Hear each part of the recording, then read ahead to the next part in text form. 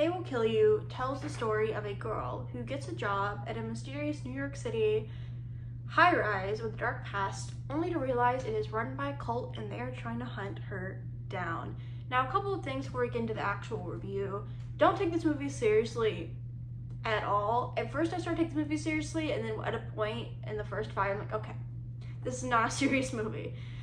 And second, I will say I did see Ready or Not 2, Here I Come before this one, so I expected something almost similar to that movie. And I will say this, there can be similarities drawn between the two because they do have a similar premise, like I said before, and there's one storyline that is some are a little different, and they do take a little different directions. So I do think by the movie itself it does stand differently, but you definitely can draw comparisons between the two, but it does enough to where it can stand on its own. That's kind of where I draw between the two movies. It's different enough, but you can't draw similarities between the Ready or Not release.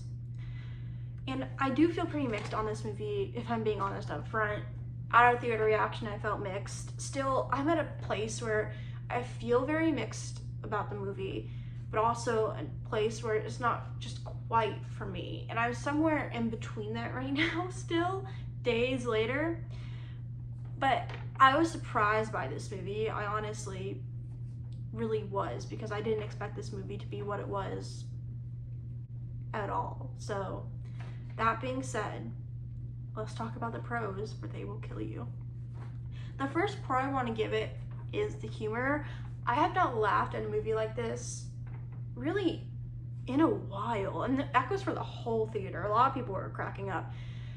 And the first fight scene, genuinely a very funny fight scene for many reasons, and we're going to get into some of that first fight scene because I do have some stuff to say quite enough about that, especially one part of that, but very funny. There's some humor with something revealed that is funny too. So there is some funny moments, some unintentionally in the movie, but there is humor there, intentional or not. I think visually I like this movie too. From the contrast of inside and outside, I do like that. I like it's visually, I do like that. I think it's shot well, and the way they told the story, I do like, and I don't really want to tell you guys how it's told, because I think it's the way just some of the movie. This is a movie that I am trying to be very careful how I talk about in the non-spoiler section.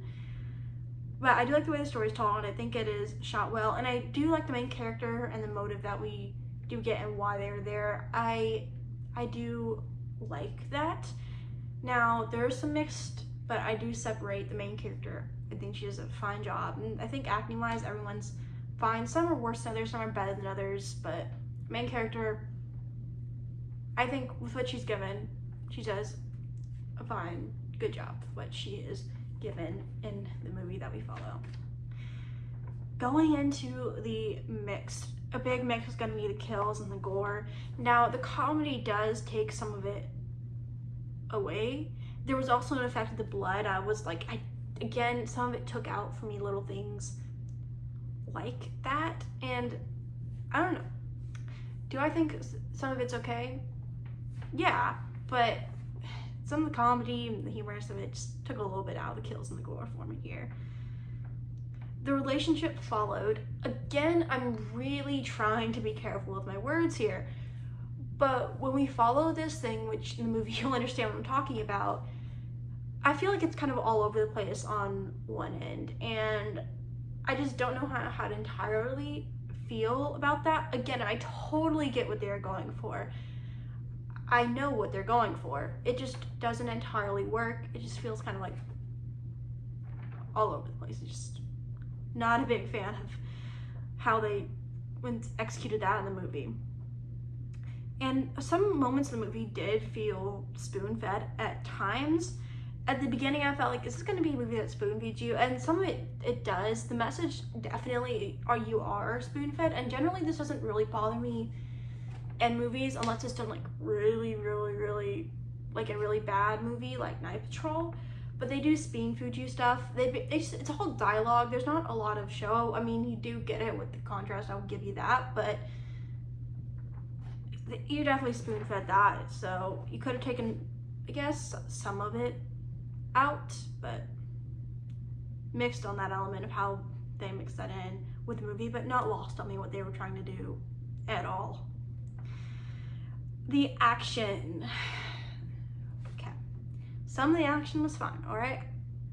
Okay? However, every single time something would happen, doesn't matter if you got stabbed, doesn't matter what anyone would do, they would just fly, like, across the room. Someone shoot a shotgun, fly across the room. And it's to the point where it's like, every single character, every time, I'm like, you can maybe excuse it with one element of the movie, but that doesn't make sense to the main character either when you do that. So, and believability does take some of this out for me with the action too. Very mixed on the action. Some of it better than others. I think towards the ending scene, I will say I did like, but there are some moments again throughout the entire movie where someone's like push like that and they go flying across the room basically, and honestly took me out. And that first scene has a lot of victim of that as well. Going into the negatives, believability, throw it out the window. Now, they do introduce something into this movie, and you could excuse that for it. However, just like I mentioned before about the going across the room thing, every single person.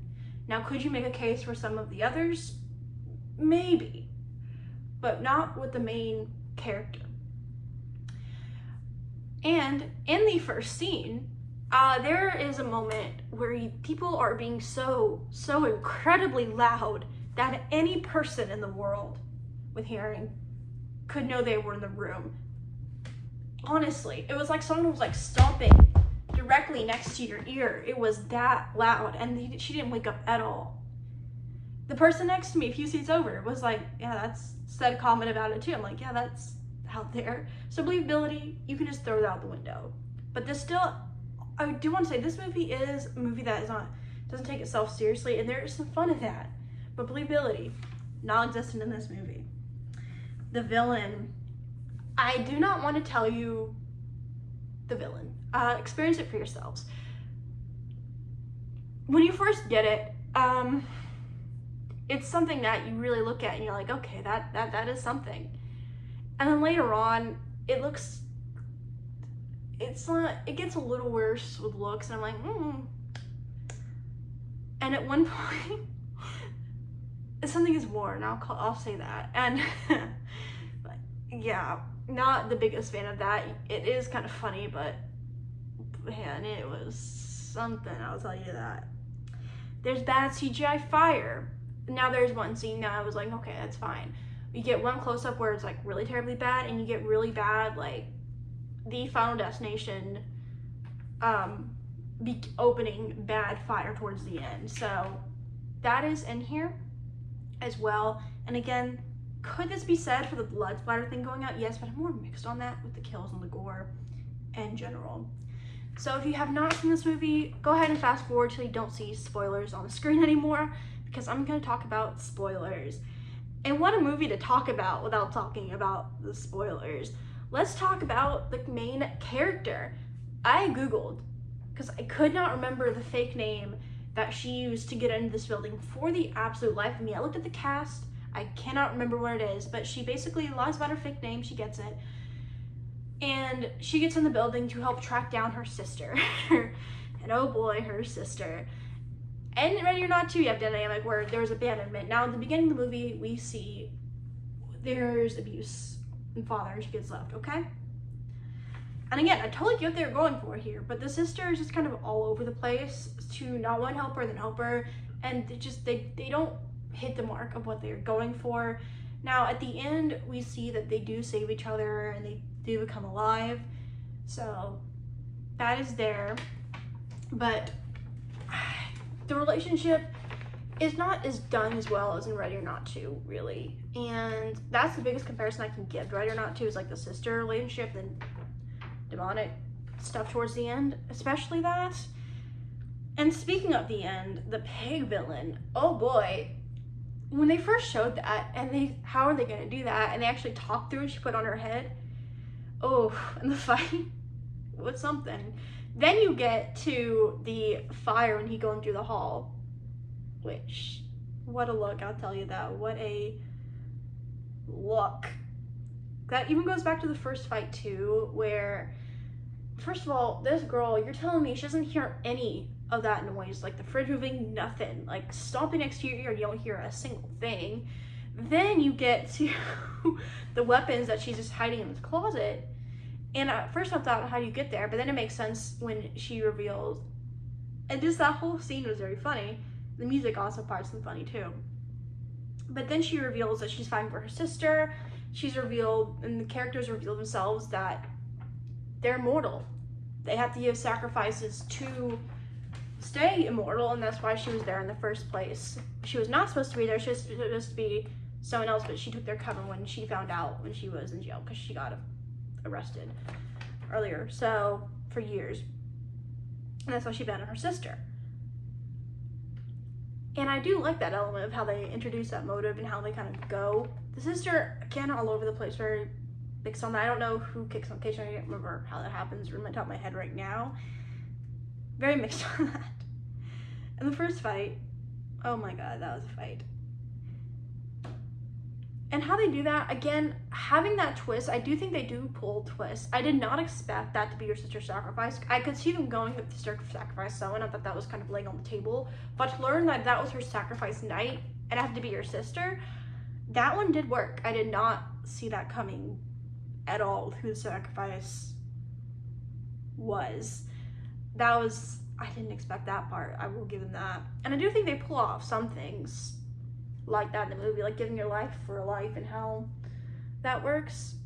And they do try with the message, with the expectation. They even name it in the movie, but I just don't think they do a really good job. I mean, there's contrast between the outside and the inside, and there was one point where one of the characters says, "I tried to warn you," and he's like, he doesn't want to pay with the soul anymore. Again, I don't feel like that part was well written. I mean, he does try to warn her, just, I see what they're going for. They don't quite hit the mark of that, really, at all. Man, this was a movie, though. Talking without spoilers was something, man. I can tell you that. So, and oh, the Damien kid. Honestly, when she even fights with him again, like, he attacks her.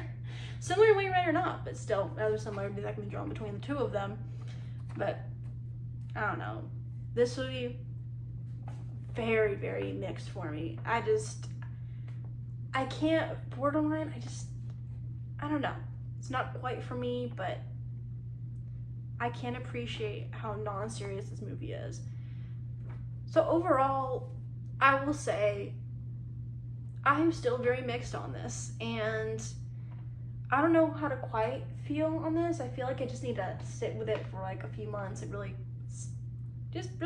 sit with it and maybe give it a rewatch in the future, just to really solidify how I feel about this movie. Comment down below if you saw They Will Kill You. Did you like it?